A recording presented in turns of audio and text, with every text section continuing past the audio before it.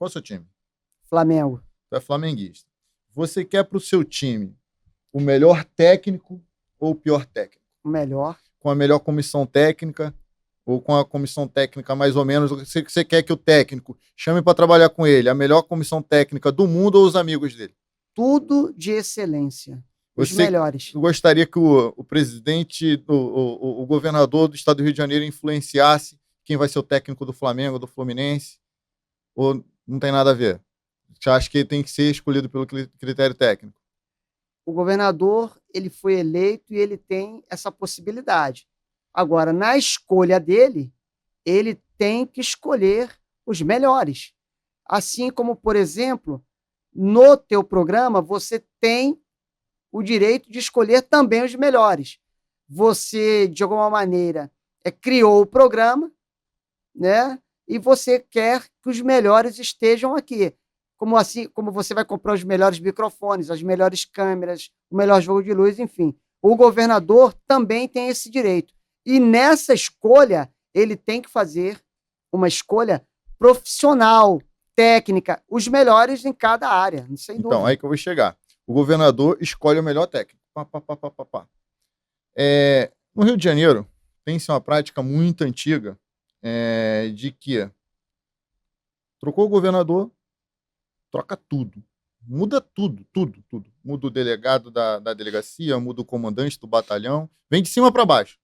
Muda os chefes, aí vem mudando os departamentos, os CPAs, não sei como é que chama na Polícia Militar, é o termo adequado, vem trocando tudo. E aí, daqui a pouco, há uma interferência qualquer, troca tudo de novo. E aí, o delegado que está assumindo investigações, por exemplo, só estou falando delegado porque é uma instituição que eu conheço um pouco mais de perto. O cara pegou um homicídio para investigar, por exemplo, homicídio, e aí trocou o governador, troca o cara com investigação, aí o cara quer levar os melhores da equipe dele para outra delegacia para onde ele vai e deixa essa investigação aqui em andamento. Você, de que forma você vê? Você acha que deveria ser criado regra para que comandantes de batalhão, delegados titulares, diretores de departamento tivessem uma espécie de mandato, permanecesse pelo menos, sei lá, uns 2 ou 3 anos na mesma unidade? A pergunta é muito boa e o tema é muito complexo, na minha opinião. A sua pergunta, ela é sensacional. Mas não existe uma resposta que seja simplória para isso. E aí até me lembro quando algumas pessoas dizem, né, que o mundo é movido pelos questionamentos, pelas boas perguntas. Em alguns casos, a troca é extremamente necessária. Aquele comandante, junto com sua equipe, já não, de repente não está tão motivado assim para trabalhar, né? As metas não foram alcançadas. Por exemplo, a meta é um bom parâmetro para que você possa perceber se deve trocar ou não. Só que algumas delegacias e batalhões têm peculiaridade. Você está cobrando uma meta, mas você não está dando os meios necessários para que aquelas metas sejam atingidas. Por exemplo, você quer cobrar uma diminuição do solucionamento de homicídios em determinada delegacia.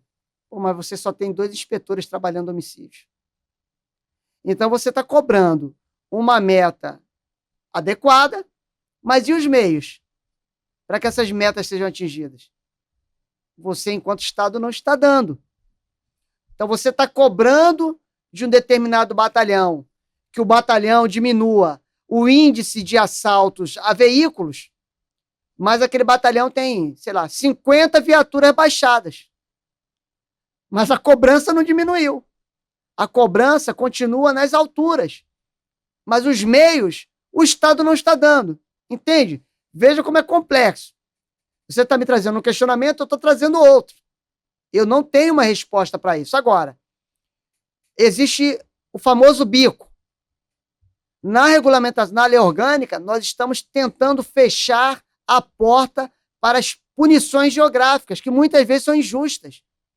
Eu não gosto, eu não fui com a tua cara, então eu vou te bicar para Campos. Eu te tiro de Realengo e dou um bico em você para trabalhar em Campos. Quais são os critérios? O critério é o que eu acho. Não gosto de você, eu vou fazer isso. É claro que eu estou exagerando, tá? Mas isso ocorre. Então, nós estamos tentando fechar as portas para os famosos bicos. Agora, quanto a essa questão de trocar tudo ou de não trocar ninguém, eu acho que quando um delegado assume a delegacia, quando um coronel assume o batalhão, ou quando um governador assume o Estado, ele deveria... Vamos sentar aqui, tá? Quais são as delegacias em que as metas estão sendo batidas? Tanto, esse delegado ou esse coronel é firmeza? É firme no combate ao crime? É firme no combate ao crime. Tem alguma coisa contra ele? Não, não tem nada contra ele. A equipe é profissional? Mega profissional. Então, por que vai ser trocado? Me dê uma boa justificativa para que ele seja trocado.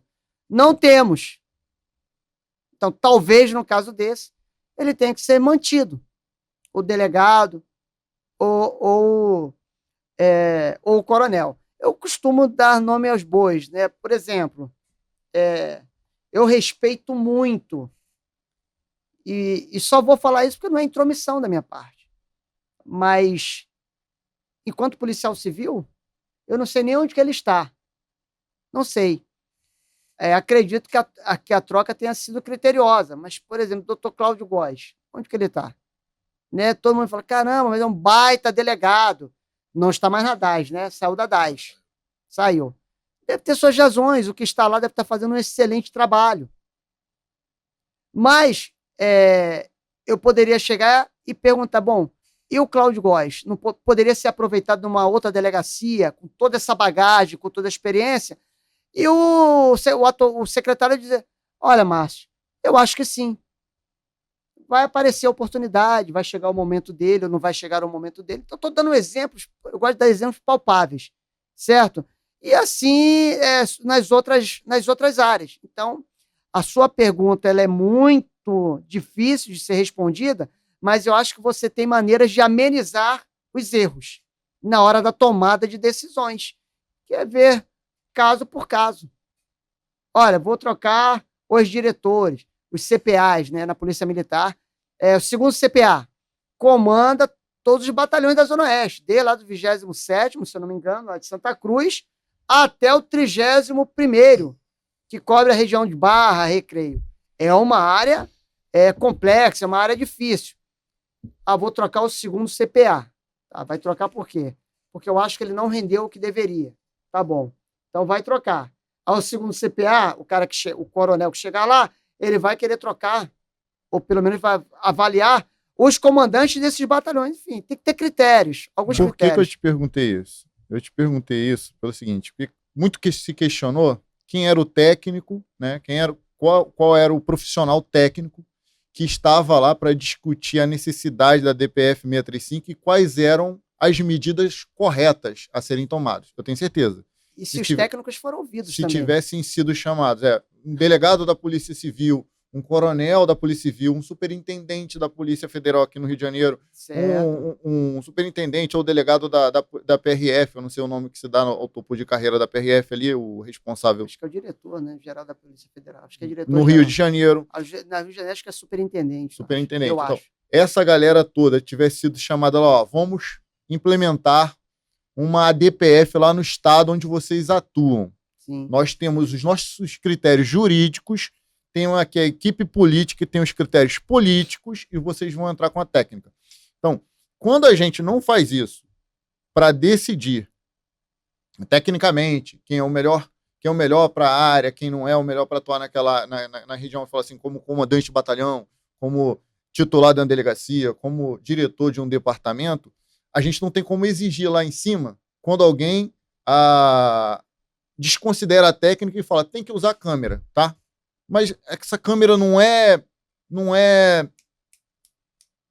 Qual o nome se dá que o Coronel Príncipe falou, cara? Não é usual, não é adequada para as forças de segurança, porque ela não vai atender o que vocês querem. Vocês querem mais, nossos confrontos se dão a mais de 50 metros, essa câmera não vai funcionar nessa circunstância, etc. Ele fala assim, não chamaram a gente para isso. Então a gente entra num círculo vicioso. Então você quer aqui, você quer que tenha técnica, que sejam chamados técnicos. E aqui para trabalhar, Não. de repente Lá na não é tão ponta, não. necessário assim aqui na ponta os técnicos, Certo. entende? Por isso que eu falei que essa minha reflexão diante do que você acabou de dizer poderiam solucionar alguns problemas. Se você chega no Flamengo com um timaço, você acha que montou um timaço ali, você tem uma folha de pagamento muito alta, equivalente ao que aquele jogador merece pelo trabalho já desempenhado, pelo histórico de vida dele, pelos títulos que ele conseguiu, pelos clubes por onde ele passou, e você chega no Flamengo e vê, bom, mas esse time aí ficou em 18º. Calma, respira. Talvez não seja a hora de trocar o elenco. Quem era o preparador físico? Deixa eu ver aqui como eram os treinos. Deixa eu ver como o técnico armou esse time. Esse jogador rendeu nessa função? Então, por que isso não foi trocado? E se eu colocar nessa função aqui, será que ele não vai render mais? E se eu tiver uma boa conversa com ele para entender por que ele não rendeu? Tá entendendo? Não há esse trabalho, não há esse cuidado. Eu acho que eu seria muito leviano. E também, em alguns casos, talvez não aconteça esse trabalho, porque demanda esforço. Demanda você estar debruçado sobre aquilo para valer. Todos os teus olhares, toda a tua energia vai estar para aquele batalhão, vai estar para aquela delegacia, vai estar para aquele bairro, para aquela região onde esse batalhão atua, onde essa delegacia atua. Aí entra a função muito importante dos comandos de área. Na Polícia Civil é DPA, na Polícia Militar são os CPAs. Por quê? Porque quem assumir isso terá que estar imerso nessa realidade. Imerso, completamente imerso. Eu quero saber quem são os policiais que atuam ali, nome, eu preciso conhecer isso, eu preciso estar no dia a dia.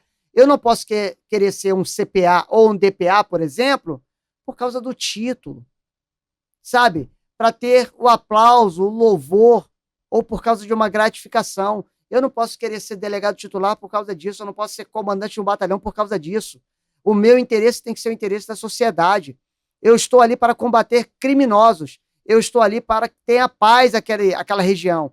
Eu estou ali para que as pessoas possam circular livremente, para que os jovens possam se divertir, para que a pessoa possa transitar com seu veículo tranquilamente, sem ter o medo, o receio de que será assaltada e morta por causa de um bem que ela possua.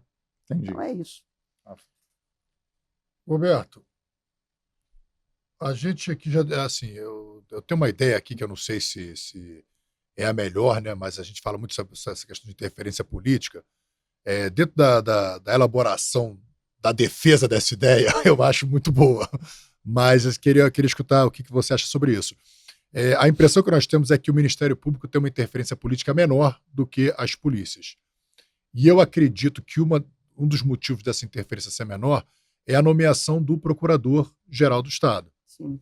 Então, o procurador é nomeado pelo governador, e que deve ser nomeado, foi pessoa eleita pelo povo democraticamente, mas a partir do momento que ele nomeia aquele procurador, ele tem 2 anos de mandato, do qual o governador não tem mais a disponibilidade de trocá-lo, a não ser que ele cometa determinados crimes, aí sofra um impeachment, Sim, ou seja destituído do cargo. Eu acredito que isso seria muito bom se acontecesse com as polícias. A partir do momento que você nomeou o chefe, o secretário de Polícia Civil, e o chefe, o secretário da Polícia Militar, ele tem um mandato, do qual ele vai poder exercer esse mandato, e aí ele só vai poder cair do cargo, claro, se ele cometer crimes de responsabilidade, crimes previstos em lei que justifiquem a perda do mandato. Por quê? Primeiro que ele vai montar a equipe dele, né, do secretário, botar os delegados titulares, os DPAs e tudo, e ali eles saberão, olha, a gente tem 2 anos para trabalhar. Nós temos um período para nós trabalharmos essa região, podendo ser renovado quantas vezes for preciso. Mas, se uma investigação recai sobre um parlamentar, isso não é motivo de destituir delegado, não destituir chefe. Se cai sobre uma determinada área com o rabo eleitoral de alguém, cara, isso não justifica.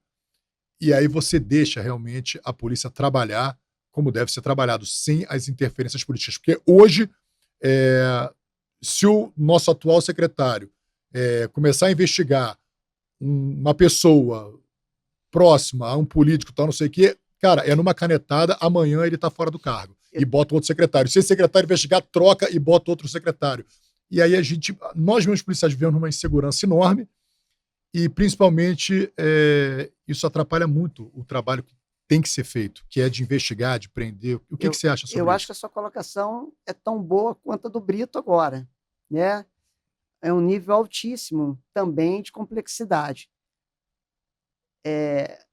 Talvez um caminho seria justamente usarmos aquilo que a gente faz na polícia, o uso progressivo da força. Vamos ver o que acontece. Dificilmente você tem que ir para a força máxima numa operação logo de cara. Acontece, você está preparado. Normalmente você vai progredindo, né, e vai usando a força de forma progressiva. Quem sabe não resolveria o problema você dar autonomia para as forças policiais. Uma maior autonomia, talvez resolvesse o problema. Eu ainda, sinceramente, e é bom também, que isso fica até claro, não tem resposta para tudo. Mas eu acho que nós poderíamos fazer esse teste de dar autonomia por causa das funções que as polícias desempenham. O clamor social é muito grande na área de segurança pública. Eu não sei se um secretário de segurança pública não rendendo, o crime explodindo e você não podendo trocá-lo, e estando claro que isso está acontecendo por causa da condução dele. Mas aí seria Eu não um sei. crime de responsabilidade no que concerne segurança pública, assim, a meu ver. Não, você não atingir metas. Talvez você tem não. critérios para troca. Então, mas aí mas entenda que talvez essa inoperância não fosse por dolo. Como você enquadra? Não fosse por dolo. Ele simplesmente não está sabendo lidar com aquilo. Ele está mexendo, mas não... as mexidas são péssimas. Mas você tem alguém que não pode mexer. Vai ficar ali 2 anos. Tem que fazer o quê? Vai rezar para Deus, vai pedir a Deus, enfim, que nos ajude. Então, assim, eu não sei. Talvez no Ministério Público, no Judiciário, funcione muito bem. Eu não estou convencido ainda. Pode ser que amanhã eu me convença disso, alguém me convença disso. O meu medo é viver na ignorância, não tem problema nenhum de eu mudar de opinião. Até porque também não tenho opinião fechada. Estou falando aqui em suposições. Mas eu não estou suficientemente à vontade para afirmar que isso daria certo na área de segurança pública. Não sei realmente se daria certo.